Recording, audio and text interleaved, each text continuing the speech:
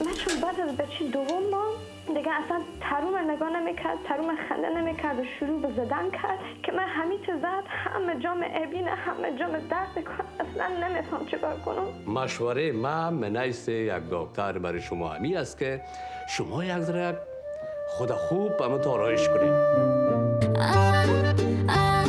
نمیشه من یک برنامه دیگه روان کنیم مدیر صاحب؟ خانه خاله است که تو بری این برنامه آشپزی نیست، این نیوز است. بله مدیر صاحب کی رو با من روان کردی و بگم شما مشکلتون با من چی است؟ همین کار برات کی پیدا کرد؟ همین کار من برات پیدا کردم. من اجازه دادم که کار کنی. تو من کار پیدا کردی از خاطر که کون کار نداشتی کار کنی، زنم می‌خواستی در کار روان کنی، پیسه من میگرفت. من ترکم نکردم هو ادیتا چې خپل سر پټ کا با من مرکه نه کومه دیګولو ساری شه یک لحظه مولوی صاحب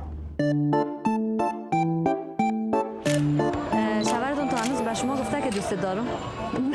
نگفتم میتونی سینگل لایف داشته باشی؟ چرا غم؟ هپی طلاق.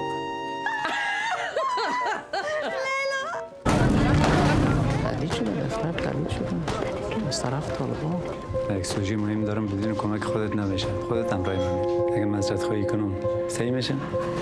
شاید اینجا چرا بالا شدی؟ صحیح من لکچر نده بیا کمره رو بگی اگه قد کمک کردن نیست درات کجا بده؟ خب همین دفتر است از کجا کنی؟ نورسی کده شوی داره نه از کجا بفهم؟ ولی خبرنگار هستی بشن بگی پیدا کن سکش تو چطور قدرت بخیرم.